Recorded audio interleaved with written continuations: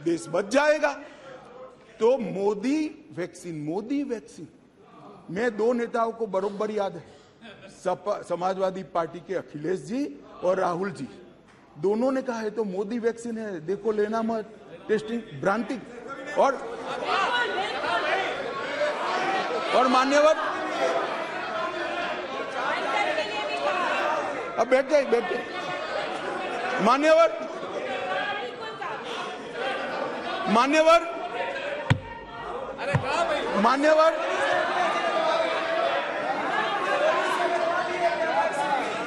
मान्यवर जनता ने वैक्सीन लेना शुरू किया।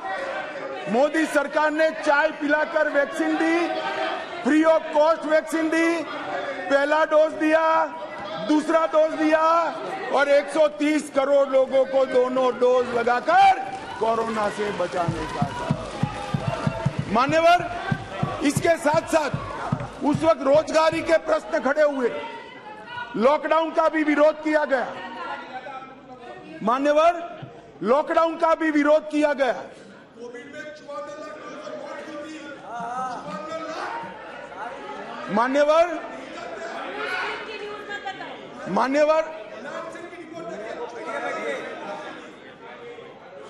मान्यवर सबने कहा कि लॉकडाउन लगाओगे तो गरीब क्या खाएगा। हमारे सामने दो रास्ते थे, लॉकडाउन न लगाना और पूरे देश की जनता कोरोना में फंस जाए, लाखों करोड़ों लोगों की मृत्यु हो। लॉकडाउन भी लगाया, उसको भूखा भी नहीं रखा। मान्यवर, 80 करोड़ लोगों को प्रति व्यक्ति प्रति माह 5 किलो अनाज ये लॉकडाउन के समय में हमने गरीब के घर में पहुंचाया और उसका चूल्हा चला करा। और वो आज भी चल रहा है, आज भी चल रहा है। भाई, अविश्वास प्रधानमंत्री में और मंत्रिमंडल में अविश्वास आपको हो सकता है, देश के गरीब को, देश की जनता को नहीं है, क्योंकि उज्ज्वला योजना मोदी जी लाए, हर घर नल मोदी जी ने पहुंचाया, बिजली मोदी जी ने पहुंचाई, पीएम किसान 2.5 लाख करोड़ मोदी जी ने पहुंचाए, 3 करोड़ लोगों को घर दिया, 60 करोड़ लोगों को 5 लाख का स्वास्थ्य का खर्चा दिया, बैंक खाते 49 करोड़ से ज्यादा खुलवाए, डायरेक्ट बेनिफिट ट्रांसफर में 25 लाख करोड़ रुपया भेजा, 80 करोड़ गरीबों को वैक्सीन लगाकर अनाज दिया। अविश्वास आपको है, देश की जनता को अविश्वास नहीं है, वो मोदी जी के साथ। मान्यवर,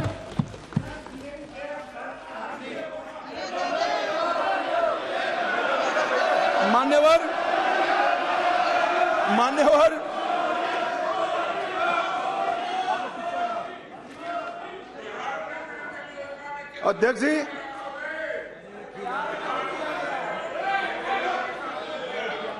अध्यक्ष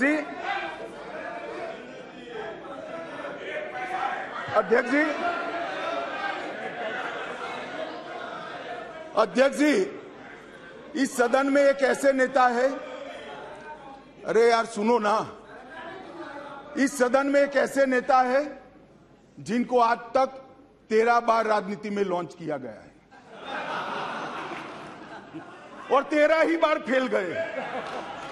उनका एक लॉन्चिंग मैंने देखा है, उनका एक लॉन्चिंग यहां सदन में हुआ था। एक गरीब मां कलावती या ऐसा कुछ नाम था, कलावती, बुंदेलखंड की बहन कलावती, उसके घर वो नेता भोजन करने गए और यहीं पीछे बैठकर गरीबी का बड़ा दारुण वर्णन, द्रवित हो जाए ऐसा वर्णन कर दिया। ठीक है भाई, अच्छा किया, आप इतने बड़े व्यक्ति होकर गरीब कलावती के घर पर भोजन पर गए, उसका भोजन कर लिया और इसकी वेदना को यहां वाचा दे दी। मगर बाद में इनकी सरकार 6 साल चली। मैं पूछना चाहता हूं, वो कलावती का क्या करा? वो कलावती को घर, बिजली, गैस, शौचालय, अनाज, स्वास्थ्य, ये सब देने का काम नरेंद्र मोदी ने।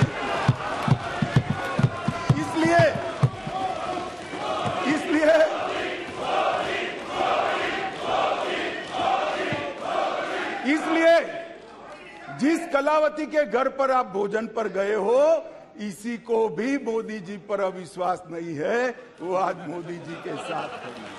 मान्यवर, राष्ट्रीय पिछड़ा वर्ग आयोग बनाया, पिछड़ा वर्ग को संवैधानिक मान्यता दी, आर्थिक रूप से कमजोर लोगों को 10% का रिजर्वेशन इतने सालों के बाद पहली बार मिला, और 2 बार राष्ट्रपति बनाने का उम्मीदवार चयनित करने का हमें मौका मिला।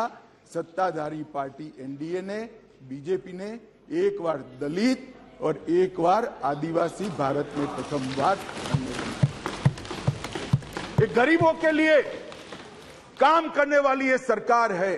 नरेंद्र मोदी जी ने गरीब कल्याण का जो यज्ञ चलाया है, इससे गरीब के घर में जाते हैं तो वो दिन मित्र कर नरेंद्र मोदी को बुलाते हैं। गरीब अपने आप को अब मोदी जी में अपना मित्र ढूंढता है। मान्यवर, ये इसलिए मैं कह रहा हूं, अविश्वास आपको है, देश की जनता को अविश्वास नहीं है। मान्यवर अटल जी इस देश को 11वीं अर्थव्यवस्था छोड़कर गए। अब अटल जी तो जन नेता थे, ज्यादातर सांसदों की तरह कार्यकर्ता के नाते काम करते करते, आइडियोलॉजी का प्रचार करते करते देश के प्रधानमंत्री बने। 6 साल तक चलाया, 6 साल में 15वें नंबर से 11वें नंबर पर लाए, फिर एक अर्थशास्त्री प्रधानमंत्री बने, यूपीए की सरकार आई। मैं उनका धन्यवाद करना चाहता हूं कि 11वें नंबर से 12वें नंबर पर नहीं ले गए, उन्होंने 11वां नंबर संभाल कर रखा। और फिर नरेंद्र मोदी जी आए। ढेर सारे पंडित कहते थे मोदी जी देश का अर्थतंत्र कैसे संभालेंगे, मनमोहन सिंह चौपट कर गए हैं, सारे ग्राफ उल्टे हैं, सारे पैरामीटर्स आउट ऑफ कंट्रोल है। मगर गरीबों के घर से जन्मा हुआ ये आदमी, संघर्ष कर राजनीति में आया हुआ आदमी, सरपंच का चुनाव लड़े बगैर सफल मुख्यमंत्री बनने वाला ये आदमी नरेंद्र मोदी, इसने 9 साल में देश के अर्थतंत्र को 11वें से 5वें नंबर पर पहुंचाने का और मान्यवर मुझे भरोसा है, मुझे तो भरोसा है, मेरे ज्यादातर साथी चुनकर भी आएंगे, वो भी देखेंगे, फिर से एक बार मोदी जी प्रधानमंत्री बनेंगे और देखते देखते 2027 तक देश दुनिया का 3रा नंबर का अर्थतंत्र। मान्यवर, पर ये मैं नहीं कहता, आईएमएफ भी कहता है, सारे सर्वेक्षण वाले विश्व भर के कहते हैं कि डार्क जोन में ब्राइट स्पॉट अगर कोई है, ब्राउन स्पॉट कोई है, तो भारत का अर्थतंत्र है ना। अभी नहीं कह सकते, बैठ जाओ, नियम आपको मालूम होना चाहिए, नियम पढ़ लीजिए, अभी नहीं कर सकते। अरे भाई, आपकी पार्टी ने आपका नंबर ही बोलने में नहीं रखा है, क्या खड़े हो कर बोलते हो? आप लीडर ऑपोजिशन हो ना, आप चर्चा शुरू करते हो ना, बोलने देते हैं आपको। अब मेरे भाषण में क्यों बोल रहे हो आप? आपको बोलने नहीं देते आपके पार्टी वाले, बैठ जाओ। मान्यवर,